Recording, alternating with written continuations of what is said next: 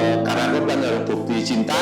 Orang yang pelit berkorban ya dia tidak akan terbukti bahwa dia mencintai Allah. Seorang anak muda sih yang punya pacar, kalau dia pelit berkorban pada pacarnya kan berarti dia tidak mencintai. Apalagi ini berkorban pada Allah.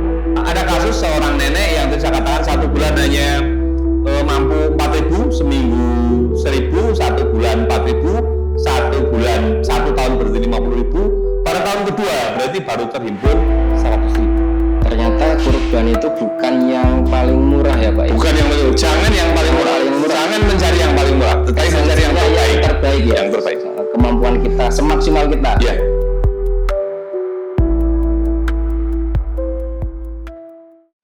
Bismillah, assalamualaikum warahmatullahi wabarakatuh. Sobat Laismu Kendal, kembali lagi dengan kami di podcast Laismu Kendal, Bincang Laismu. Saat ini kami bersama Bapak Sutiono, Ketua Laismu Kendal. Bapak Sutiono, apa kabar hari ini? Sehat Pak? Alhamdulillah, Alamin. Ya, teman-teman, kali ini kita akan membahas terkait dengan kurban, yaitu salah satu program yang menjadi program di Laismu Kendal. Mungkin Pak Sutiono sebelumnya bisa perkenalan dulu ya Pak, mungkin peran Bapak di Laismu Kendal gitu, dan juga backgroundnya. Assalamualaikum warahmatullahi wabarakatuh. Alhamdulillah, kita panjatkan puji Allah Subhanahu wa taala. Siang hari kita bersilaturahim kaitannya dengan kurban. Jadi perkenalan diri, saya sebagai Ketua Badan Pengurus ini 2 periode. Periode pertama kemarin dan periode yang kedua. Sebelumnya dan sampai sekarang saya juga Dewan Pengawas di lembaga sejenis Koperasi Syariah di bawah Dompet Duafa Republika, di mana banyak menginspirasi kegiatan-kegiatan Dompet Duafa kaitannya dengan tempat hewan kurban dengan apa yang dilaksanakan oleh Laismu. Jadi kurban adalah merupakan salah satu amalan tertua. Bahkan di salah satu ayat di surat Al-Maidah ayat 27 Allah menyampaikan bahwa sejak Nabi Adam itu sudah disyariatkan kurban dan diterima dari putra kurban yang terbaik dan tidak diterima dari yang lainnya. Jadi artinya syariah kurban itu adalah merupakan syariah yang relatif tua. Setelah Nabi Adam juga Nabi Ibrahim yang sangat populer itu juga melakukan ibadah kurban. Jadi kurban adalah merupakan salah satu ritual peribadatan yang sangat mulia di Islam. Hanya sebagaimana ajaran-ajaran Islam secara umum, orang-orang yang tidak ingin Islam itu jaya kadang menyederhanakan ajaran-ajaran Islam, apalagi yang kaitannya dengan kegiatan sosial itu sering disempitkan hanya menjadi ibadah ritual. Padahal Islam itu kan rahmatan lil alamin. Apapun amal ibadah yang dilakukan itu idealnya adalah hablum minallahnya kena sebagai bentuk pengorbanan kita, dan hablum minannasnya kena sebagai bentuk kepedulian dari kemaslahatan kepada umat. Jadi meskipun banyak orang yang berpikir menyederhanakan, korban itu cukup seumur hidup sekali misalnya, tetapi kita sebagai umat Nabi Muhammad, Allah berfirman, A'udzubillahi minasyaitonirrajim, Bismillahirrahmanirrahim. Qul in kuntum tuhibbunallah fattabi'uni yuhibbukumullah wa yaghfir lakum dzunubakum. Katakanlah kalau kalian mencintai Allah, maka ikutilah sunah-sunahku. Rasulullah SAW. Rasulullah itu setelah kenabiannya belum pernah sekalipun beliau tidak berkorban, bahkan dalam situasi limit di Haji Wada beliau bahkan memotong 100 ekor hewan kurban. Inilah yang kami selalu sosialisasikan pada teman-teman. Berkorban itu jangan hanya berpikir korban, yang penting korban apalagi setahun sekali dan 1 ekor. Maka kita berpikir bahwa korban itu berdoa kepada Allah Subhanahu wa taala untuk setiap tahun bisa berkorban sekian ekor. Kalau untuk tidak 100 ekor ya 10 ekor. Kalau kita berdoa 10 ekor itu kalau untuk berhasil 50% berarti kita berkorban 5 ekor. Tetapi kalau kita hanya berkorban 1 ekor, berdoa saja tidak berani, ya berarti tiap tahun kita berdoa berkorban hanya 1 ekor. Kemudian ada satu fenomena yang ingin saya sampaikan kepada khalayak semua, khususnya teman-teman pemerhati laizisme. Jadi di depan tadi kami sampaikan bahwa Islam itu rahmatan lil alamin, termasuk peribadatannya. Seringkali kita menyederhanakan bahwa korban termasuk juga ibadah yang lain. Yang penting sudah sah bagi penyelenggaranya, tidak begitu berbintang dampak sosialnya. Jadi ayat tadi saya sampaikan rahmatan lil alamin, seluruh alam. Bahkan di ayat yang lain, wa ma arsalnaka ila kafatan linnas. Aku mengutus Islam itu untuk seluruh manusia. Jadi mari kita dalam berkorban itu berpikir untuk ring perjuangan kita, medan perjuangan kita itu bukan hanya di masjidnya masing-masing, di RT-nya masing-masing, di desanya masing-masing, tetapi areal korban kita adalah di seluruh alam. Kalau contoh kita belum bisa menjangkau ke seluruhnya, daerah-daerah konflik, daerah-daerah kritis, desa-desa pinggiran, setidaknya kita punya komitmen untuk selain di kampung sendiri itu juga berkontribusi untuk kegiatan-kegiatan korban di daerah-daerah lain. Laizisme tadi depan kami sampaikan, selain di laizisme saya adalah juga pengawas di Koperasi Syariah. Kami mencoba meniru yang baik dari domain duafa. Domain duafa itu menghimpun korban dari daerah-daerah yang surplus, kita kirim ke daerah-daerah yang minus. Karena fakta hari ini korban adalah menjadi salah satu potret ketimpangan sosial. Jadi kalau di kota itu ada orang yang sangat-sangat kaya dan ada daerah-daerah kumuh, maka di korban juga mirip. Di salah satu ranting Muhammadiyah di Kabupaten Kendal, tidak saya sebutkan namanya, saking melimpahnya korban, bahkan korban itu dibagi per jiwa.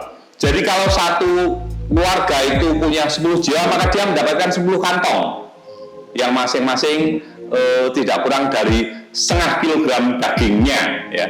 Yang kami hitung dagingnya aja. Sementara di pinggiran negeri yang sudah 3-4 tahun kami kirimi, salah satu desa paling ke belakang di Kabupaten Kendal, di Dusun Kaliereng, Desa Cening, Kecamatan Singorojo, itu yang perjalanannya aja dari kota kecamatan 2 jam, 170 kakak. Beberapa tahun sebelum laizisme datang itu jarang sekali ada korban. Maka sudah tahun yang keempat kami selalu motivasi masa di sana untuk berlatih berkorban, 1-2 ekor domba, kemudian dari domba itu kita tarik dan kita ganti 1 ekor sapi supaya rata. Jadi di laizisme ada 2 program, ada 2 kebutuhan yang mendasar. Yang nomor 1, masing-masing orang Muhammadiyah itu diharapkan korbannya tidak 1 ekor, tetapi minimal 2 ekor, dan tiap tahun berkorban minimal 2 ekor. Yang satu ekor dikorbankan di kampung sendiri, yang 1 ekor dititipkan di laizisme. Di laizisme itu setidaknya ada 2 program kaitannya dengan kebariwan korban. Yang nomor 1 untuk kaleng, jadi ini untuk rendang. Jadi kalau diawetkan bisa 1 tahun, karena yang disyariahkan hari tasik kan hanya menyembelihnya. Dipotong di hari tasik, kemudian kita kemas menjadi rendang, kita simpan untuk persediaan daerah-daerah bencana, jadi banjir, tanah longsor, macam-macam. Kita masih bisa mendistribusikan hewan korban untuk mereka, tidak hanya sarimi tetapi dalam bentuk daging. Itu yang rendang. Kemudian yang selebihnya adalah korban ke tepian negeri.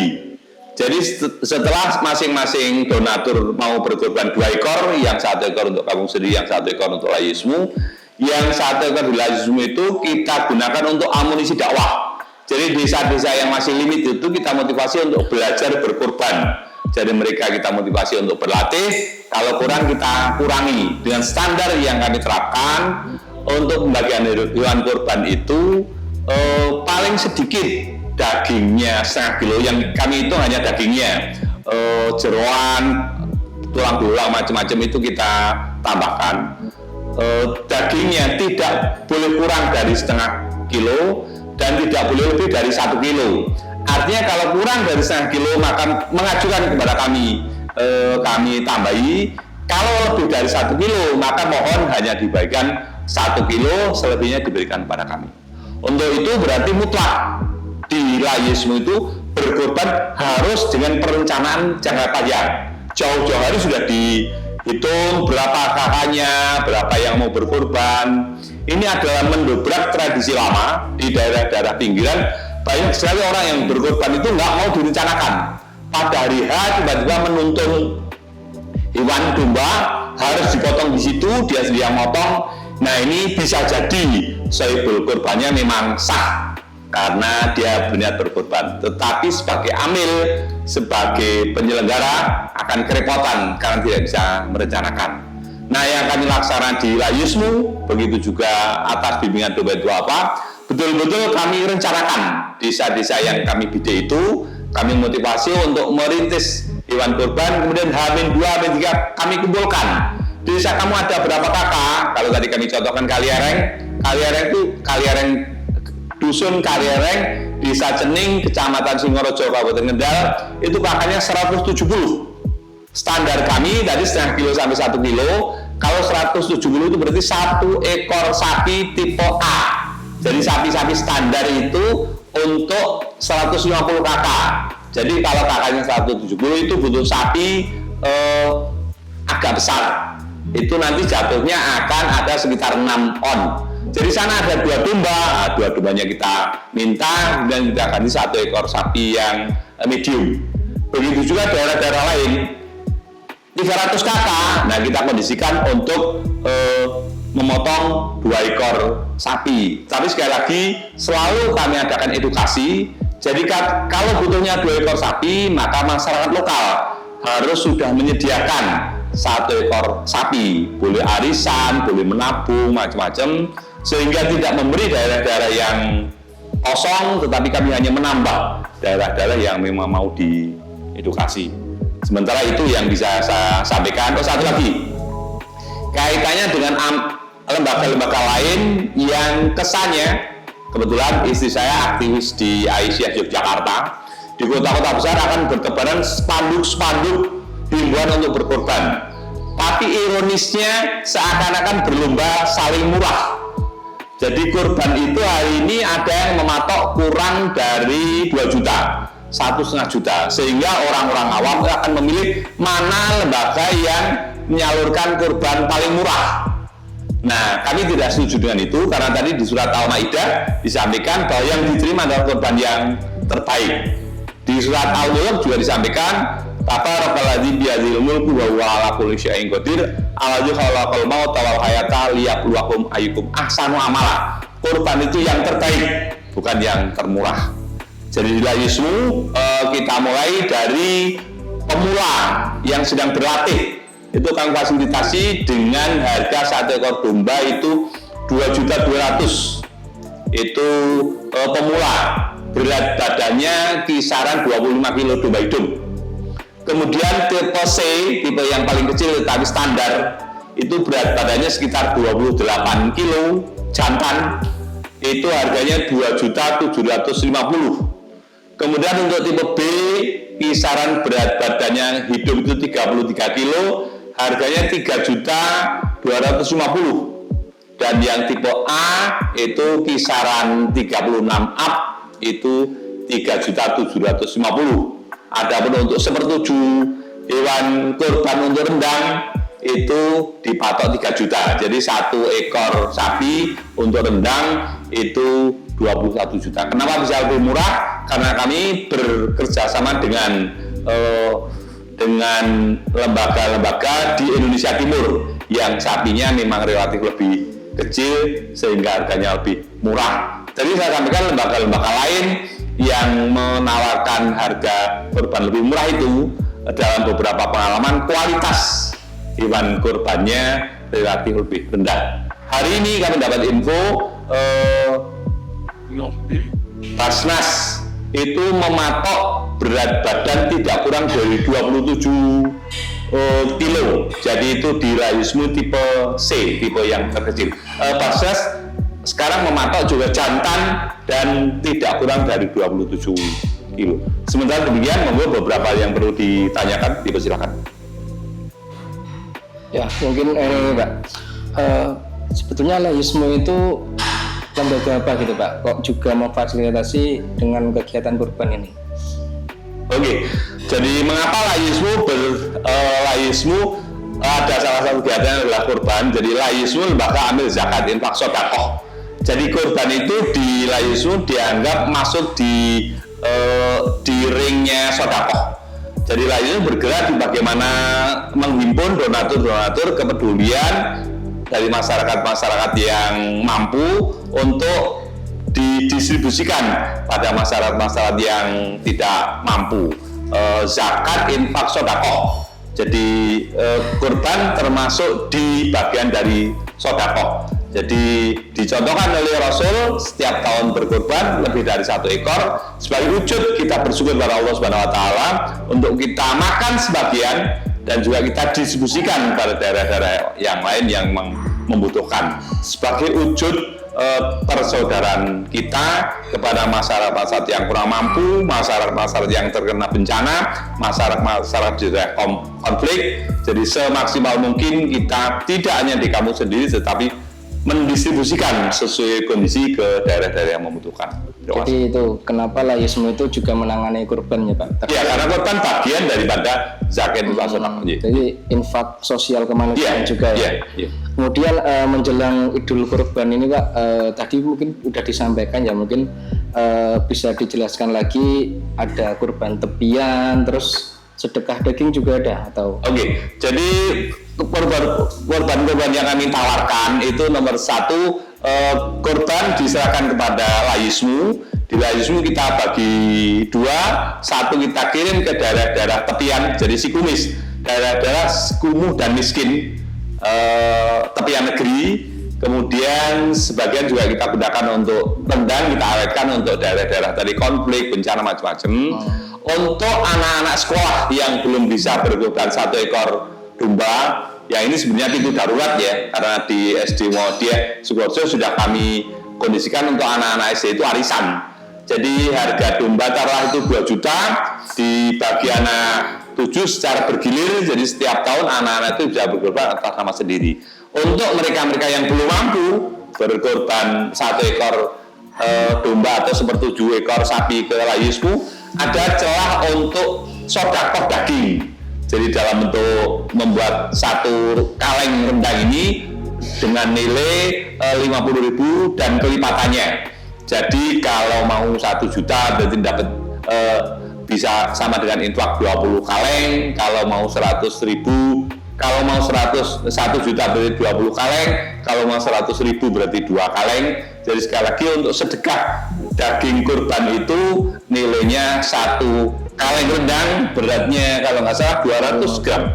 Iya. Ya, 200 gram ini harganya 50.000. Senilai 50.000. Senilai 50.000.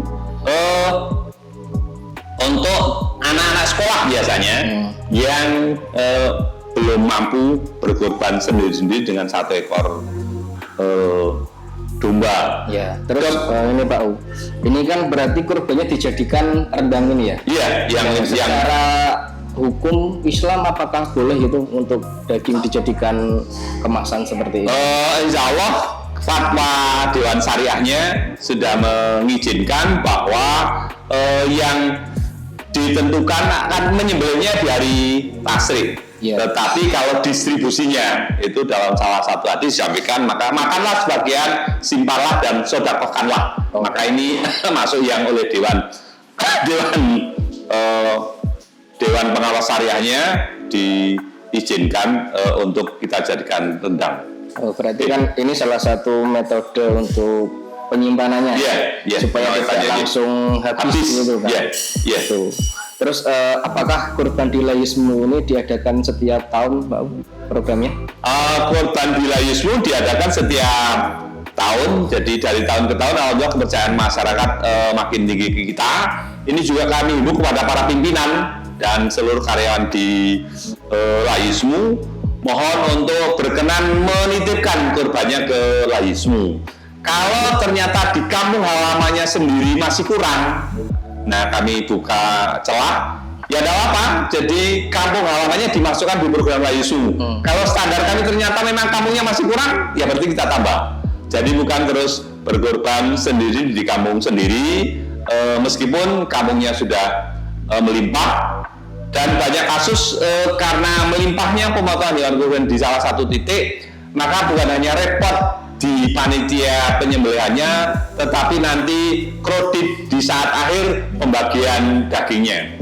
Karena infonya sangat mendadak, oh kampung sana kurang, sehingga terjadi di salah satu kampung itu dikirimi oleh beberapa panitia. Jadi makanya kami sampaikan di Layismu, kita rencanakan dari sebelumnya. Jadi yang 2 hari sebelum kurban kami tanya berapa kakaknya, berapa yang mau kurban, direncanakan sehingga betul-betul bisa lebih tertata. Ya. Jadi keunggulan di Layismu seperti itu ya, Pak, ya? Keunggulannya insya Allah lebih merata, lebih bermakna. Kalau untuk sahnya itu kembali dipotong sendiri juga sah, dibagi sendiri juga sah, tetapi dari segi kemaslahatan dan sosialnya insya Allah di Layismu relatif lebih terencana. Terima kasih. Untuk tantangan sendiri Pak, untuk mengelola kurban ini kan mungkin di Layismu satu kabupaten Kendal ya untuk penyalurannya. Kira-kira kesulitan, kendala atau tantangan manajemen kurban itu seperti apa di Layismu?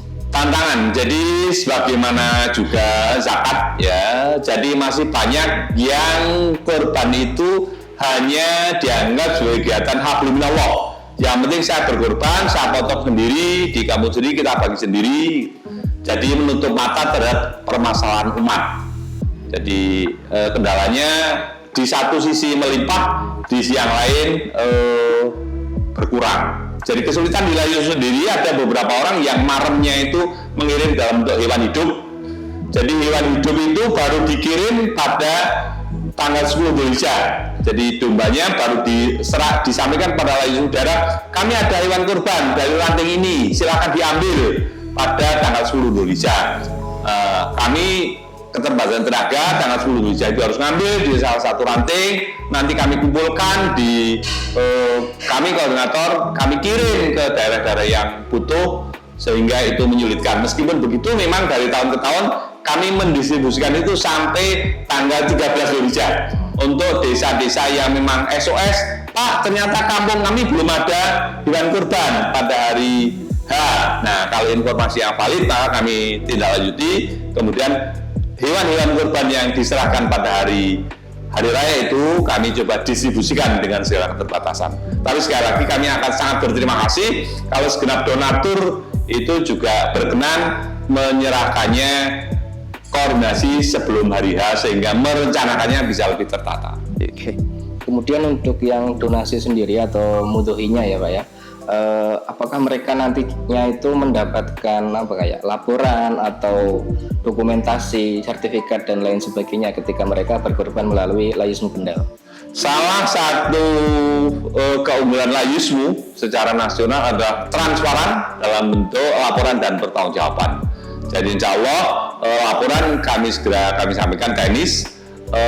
Jadi beberapa karakter kalau motong di tempat sendiri mendapat bagian daging, di Layismu juga mendapat sekian-sekiannya. Nanti barangkali teman-teman eksekutif yang akan tahu kalau korban seperti 7 ekor sapi, maka dia akan mendapatkan kembalian sekian ekor kaleng yang bisa dikonsumsi sendiri maupun juga dibagikan pada para tetangganya. Begitu juga akan mendapatkan laporan dipotongnya di mana, saatnya kapan. Begitu juga yang untuk rendang karena dipotongnya di luar Jawa Tengah akan menerima laporan dipotongnya kapan dan didistribusikannya ke mana saja gitu ya. Terus tanggapan masyarakat tentang kurban Layismu itu selama ini seperti apa Pak? Alhamdulillah dari tahun ke tahun kurban-kurban demikian baik di Dompet Duafa maupun di Layismu ini sekaligus menepis kepada orang-orang yang berpikir berkorban itu seumur hidup sekali. Di atas 75%. Di atas 75% orang yang berkorban tahun ini adalah sohibul kurban pada tahun lalu. Jadi artinya itu pada eksekutif harus senantiasa membina hubungan baik kepada donatur-donatur, mereka terpuaskan sehingga dari tahun ke tahun akan kembali menitipkan amanahnya kurban lewat laismu. Dari grafiknya dari tahun ke tahun meningkat ya. Jadi ada kepercayaan dari masyarakat pada laismu ya. Kemudian Pak, untuk daerah yang laismu bantu ya, daerah tepian yang mungkin yang kekurangan itu, apakah ada upaya edukasi gitu Pak atau sosialisasi yang dilakukan oleh laismu supaya mungkin masyarakatnya itu yang di sana itu lebih paham untuk bisa berkurban gitu? Selalu untuk daerah-daerah yang direncanakan, dari saya katakan daerah-daerah yang direncanakan memang kita kirim